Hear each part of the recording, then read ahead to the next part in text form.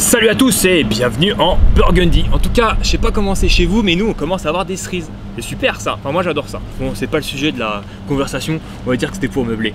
Et on a de quoi meubler là. On a deux nouveautés, on a le Q5 Match Combo, qui est ici. Hop. On a le PPQ M2 Q4 TAC Combo, c'est ce modèle là. Et je sais pas si vous vous souvenez, l'année dernière on avait essayé le PPQ M2, le voici. Alors c'est assez sympa parce que là les trois modèles, le chargeur est exactement le même pour les trois modèles. Ça c'est cool, c'est pratique. Au niveau bloc détente, c'est exactement le même. J'ai fait un test mais on va le faire ensemble pour voir le poids de départ. Niveau canon, bon, bien sûr sur les deux dernières nouveautés, le canon un peu plus long, mais entre celui-ci et celui-ci, c'est la même longueur de canon, même puissance, même bloc de détente. À savoir que finalement, le Q5 Match en catégorie B, c'est un PPQ dérivé pour le tir dynamique, et là, ici, ça sera donc un PPQ, mais donc un Q5 qui sera aussi dédié pour le tir dynamique, mais les deux peuvent faire exactement la même chose étant donné que c'est les mêmes blocs détente. Même bloc détente, même longueur de canon, c'est ce que je disais tout à l'heure, et même puissance.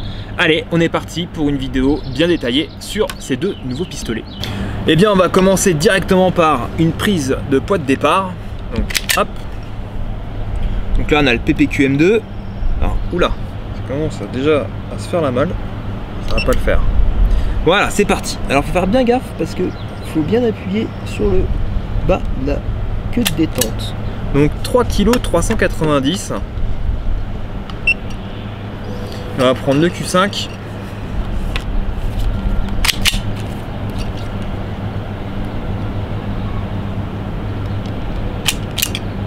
« 3 kg 984. Ouais, c'est à peu près la même chose. Hein. Bon, ça joue un petit peu étant donné que c'est les fameuses, vous savez, c'est des détentes type Safe Action, enfin queue de détente type Safe Action. Donc il faut appuyer sur la pédale de sûreté quand en plein milieu de la queue de détente.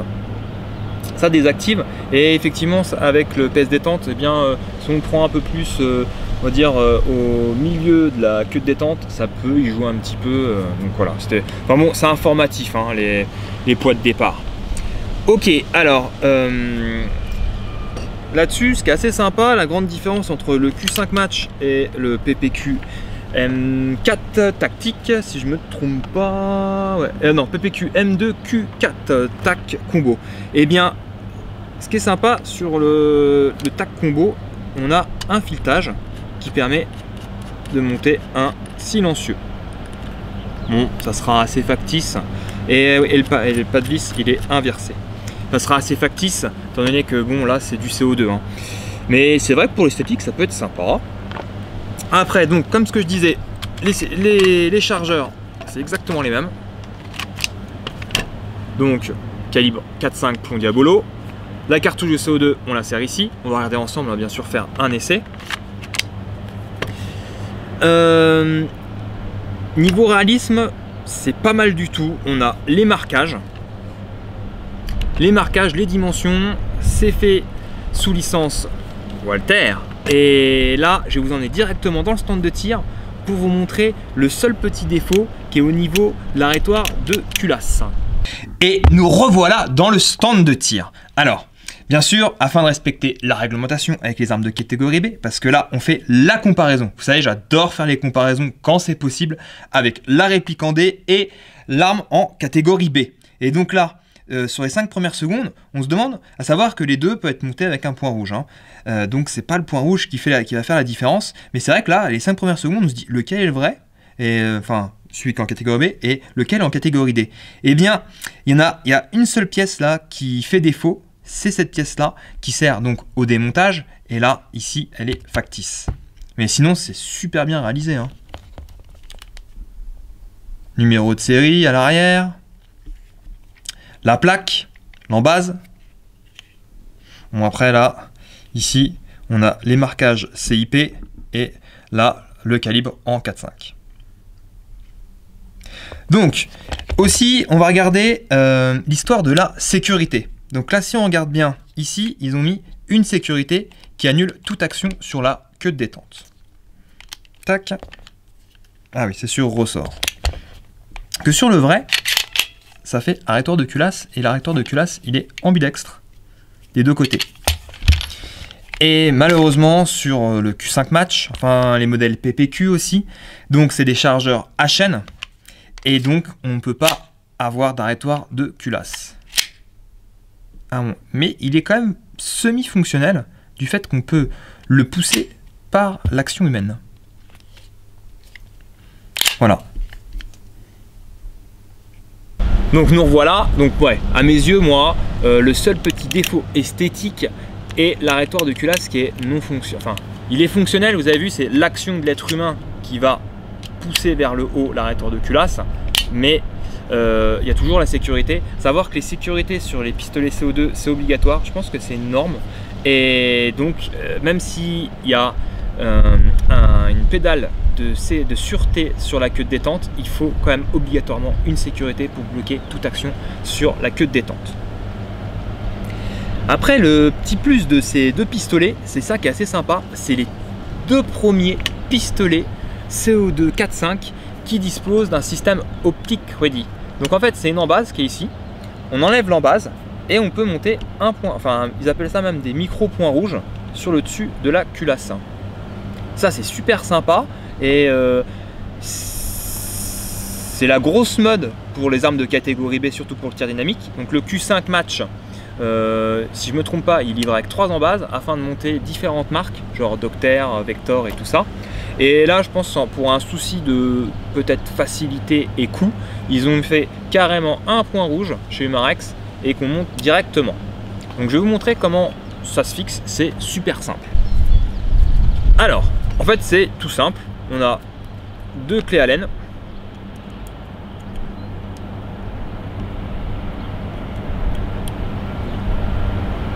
On dévisse les deux vis.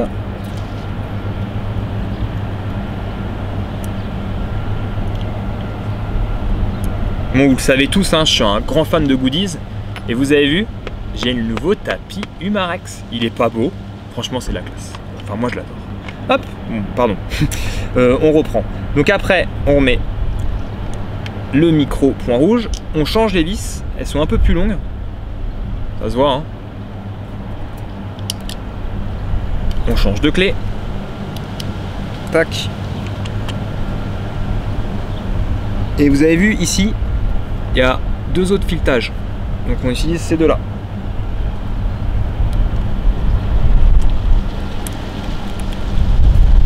Auparavant, on n'oublie pas de mettre la pile. Ça marche?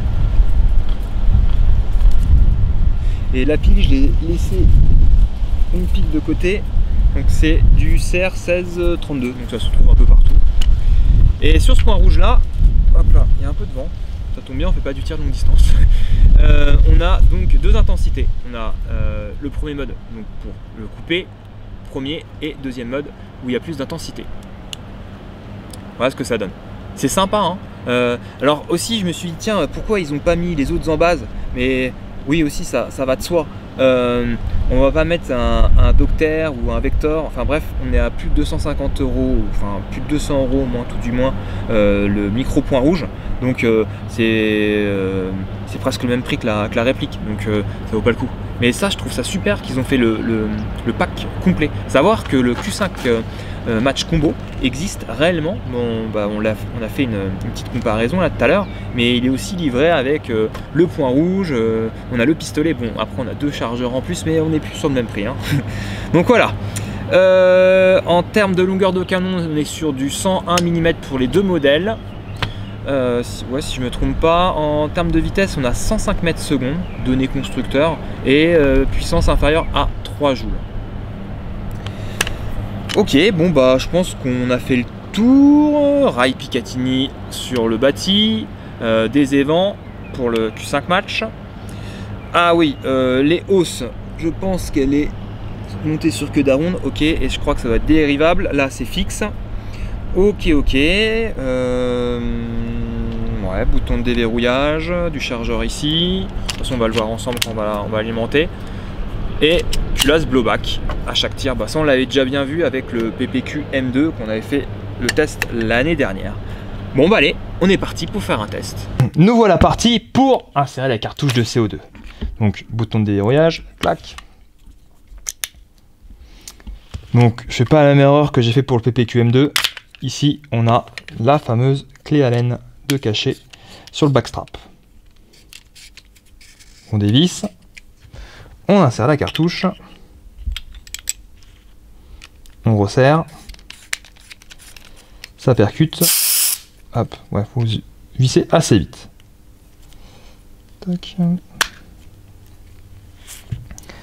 Ah oui, le commercial de chez Marek Stoic, il va être content à chaque fois, il me dit « Pourquoi tu montes pas les cartouches d'entretien ?» Ben voilà, je les monte les cartouches d'entretien.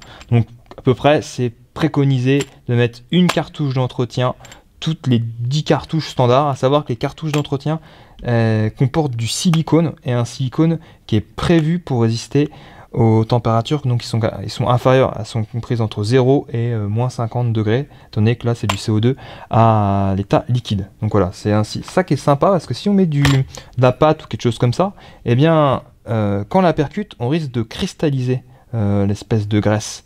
Et ça va faire le système inverse, en fait, on va envoyer des petits picots dans le joint qui est ici vers le bec perceur. Que là, c'est un silicone qui est conçu pour résister à des températures donc qui sont inférieures entre 0 et moins 50 degrés. Pourquoi moins 50 degrés? Parce qu'en fait, le CO2, il a 3 états.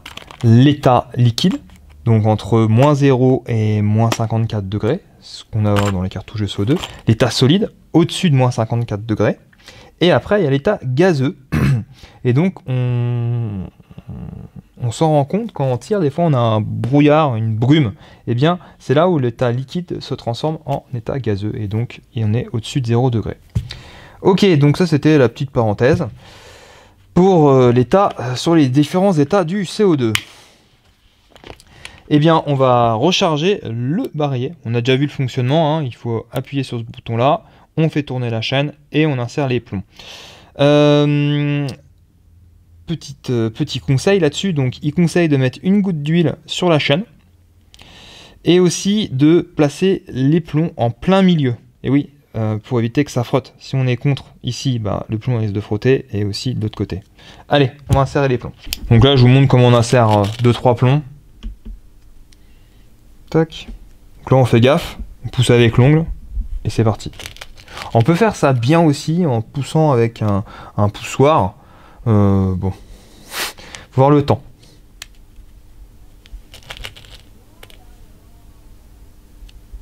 Et là, en le poussant avec l'ongle, hop, on voit que c'est légèrement enfoncé.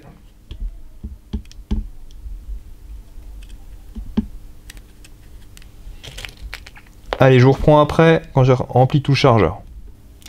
Je vais effectuer le tir de réglage et au passage, je vais prendre des prises de vitesse. Bon, c'est pas très pratique, je l'avoue, mais au moins, comme ça, je gaspille pas mes tirs.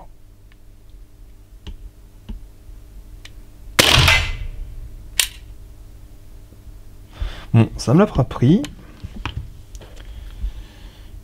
Hop, hop, hop.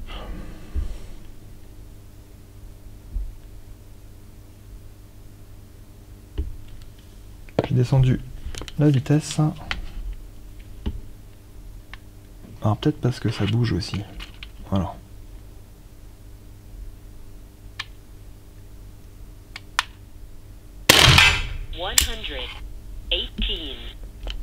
Ah, on a 118 mètres secondes avec 56 joules,4. Oui, j'ai pas changé. Non, j'ai fait une belle erreur, j'ai mis 124 grains. Bon, attendez, on va réparer la bêtise. Projectile. Hop. Ah non, c'est parce que j'ai changé de profil. Donc on a 8.44. Tac. C'est bon, 8.44. Ah, non, ça corrige. Bon, c'est pas grave. En tout cas, c'est bien pris en compte. On recommence.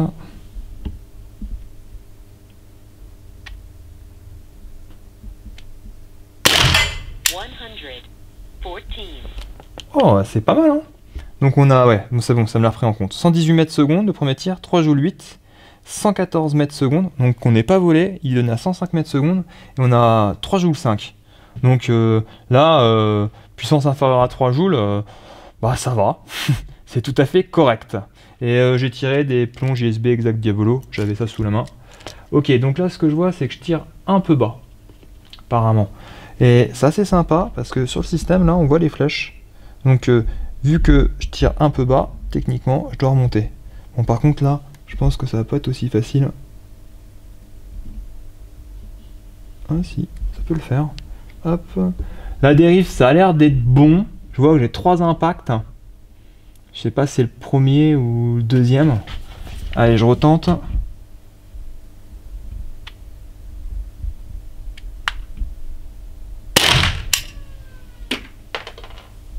Tac.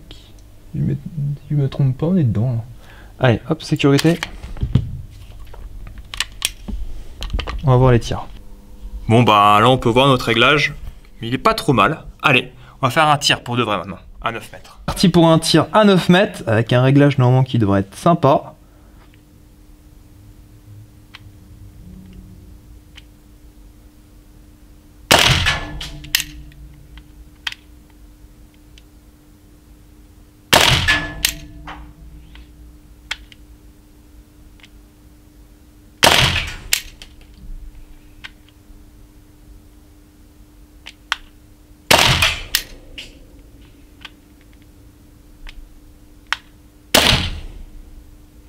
Ah.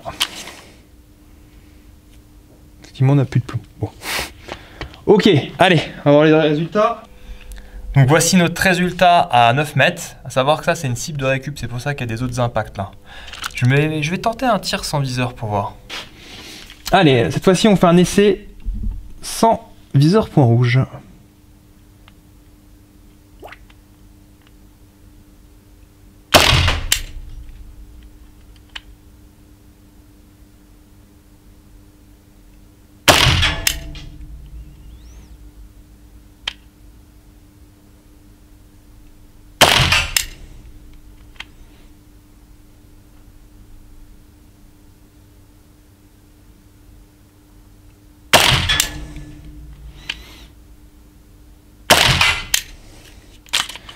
Bon bah là c'est indéniable, hein. Je vise mieux sans viseur.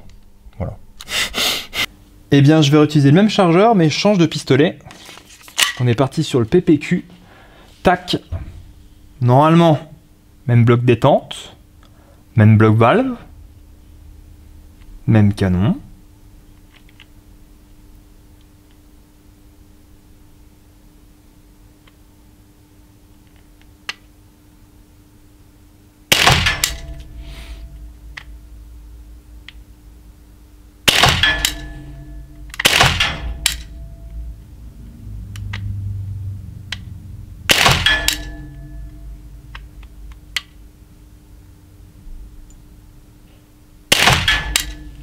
Ok. Allez, on va regarder les résultats en cible. Bon, il ouvre un petit peu plus en comparaison avec le Q5 match. Mais bon, c'est pas trop mal. Bon, il a l'air de me rester encore un peu de plomb. On va faire l'essai à 15 mètres. Donc avec le Q5 match, je vais tirer à droite. Comme ça, on va voir aussi la chute du plomb.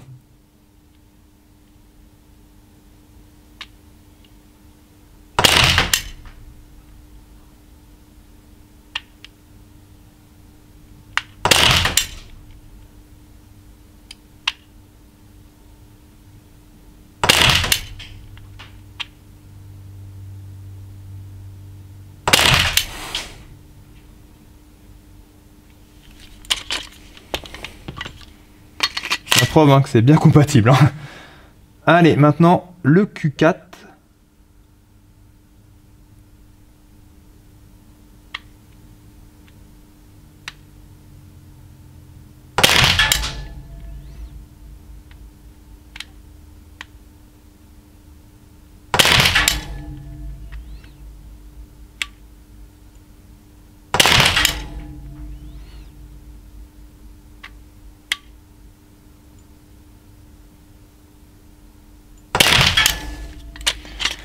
Allons voir les résultats. Donc là, on a le résultat avec le Q5. Donc c'est normal, ça descend.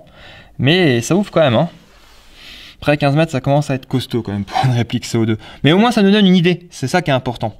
Et là, on a le PPQ M2 Q4 TAC. Et finalement, il s'en sort pas si mal, lui. Hein. Impressionnant.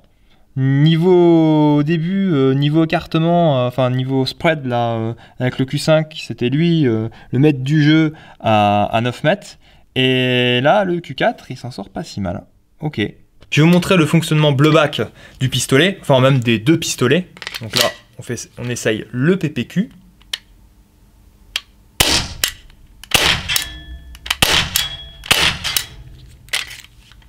Et le Q5.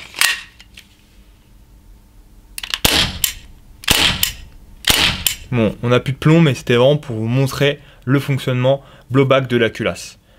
Je me demande si je pourrais faire un ralenti, on verra ça. Hop là. On va prendre une mesure, on a à peu près une trentaine de coups tirés. 99. Donc au bout de 30 coups, on arrive à 99 mètres secondes et 2 joussettes. 101. Bon allez, 101, ouais, on est d'accord, une centaine de mètres. Et on va regarder si sur le PPQ, c'est la même vitesse. Hop.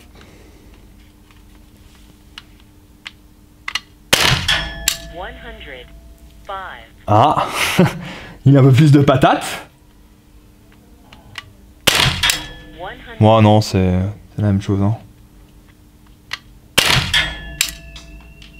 Ah, ça ne l'a pas pris. Eh bien, on arrive à la fin de la vidéo. Eh bien, le point rouge, c'est sympa, c'est un petit gadget. Après, on a remarqué que à 9 mètres, effectivement, les organes de visée ouverte sont plus précis que le point rouge. Mais il doit tirer son épingle du jeu certainement pour faire donc du tir dynamique à courte distance, par exemple 5 mètres sur des canettes. Je pense que lui, il y a moyen de gagner en vitesse par rapport aux organes de visée ouverte. Voilà, ça c'était pour la prise de visée. C'est vrai que là, bravo Emerex, parce que c'est les premiers à avoir proposé donc des airguns avec des systèmes pour monter des micros points rouges. Super cool. Niveau esthétisme, eh bien comme d'habitude, c'est un 10 sur 10. Bah, on peut pas faire plus réaliste, hein. C'est géant. Voilà, et bien on arrive à la fin de la vidéo. Moi sur ce, je vous dis à bientôt et Burgundy Power.